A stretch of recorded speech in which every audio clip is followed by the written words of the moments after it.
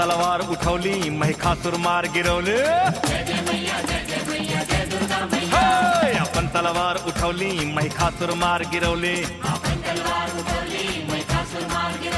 धरती से पाप मिटवली आई शक्ती स्वरूपा कमल नयनी. आई शक्ती स्वरूपा कमल नयनी. सारी दुनिया कहेला जगत जननी. सारी दुनिया कहेला जगत जननी. हे! आपण तलवार उठवली महिषासुर मार गिरवली.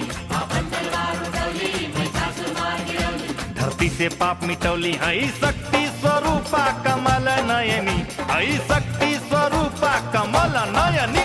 सारी दुनिया कहेला जगत जननी. सारी दुनिया कहेला जगत जननी. माया निशुंभ शुंभ असुर हननी. माया निशुंभ शुंभ असुर हननी. सारी दुनिया कहेला जगत जननी. सारी दुनिया कहेला जगत जननी.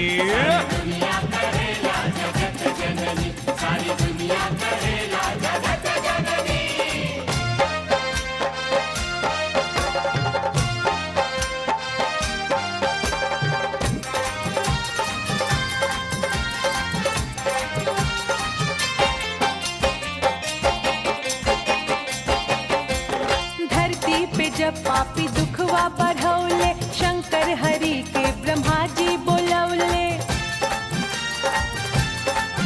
हो धरती पे जब पापी दुखवा बढ़ौले शंकर हरि के ब्रह्मा जी बोलवले. इंद्रासन में बड़का सांभा बैठवले. मुद्दा ई असुरन के नारद उठवले. दैतन के मारे ऐली धरती से पाप मिटैली. भगतन के जान बचैली. हई शक्ति स्वरूपा कमल नयनी. हई शक्ति स्वरूपा कमल नयनी. सारी दुनिया कहेला जगत जननी. सारी दुनिया कहेला जगत जननी.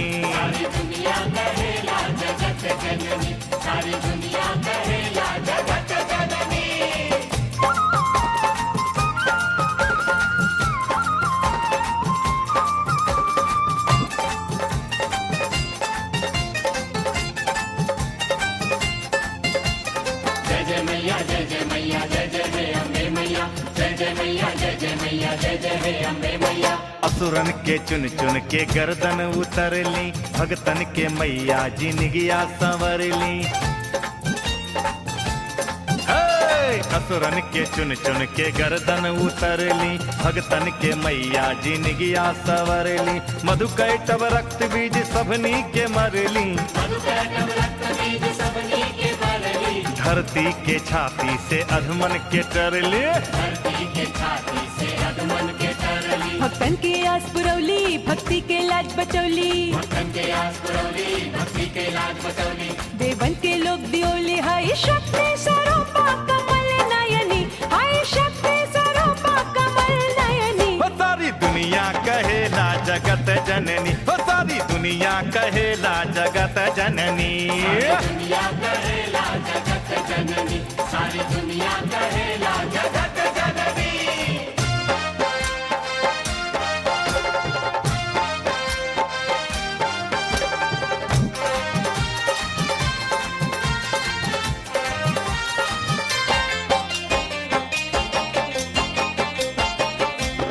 नव रूप लेके नया काम कैली.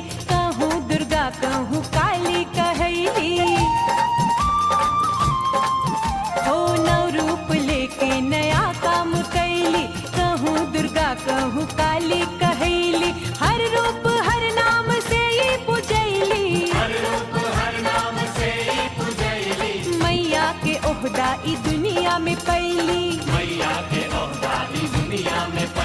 धरती पे धर्म ले ऐली देवन के देवी कहेले. असुरन के लहू बहेली. हाई शक्ति स्वरूपा कमल नयनी. हाई शक्ति स्वरूपा कमल नयनी. सारी दुनिया कहेला जगत जननी. सारी दुनिया कहेला जगत जननी.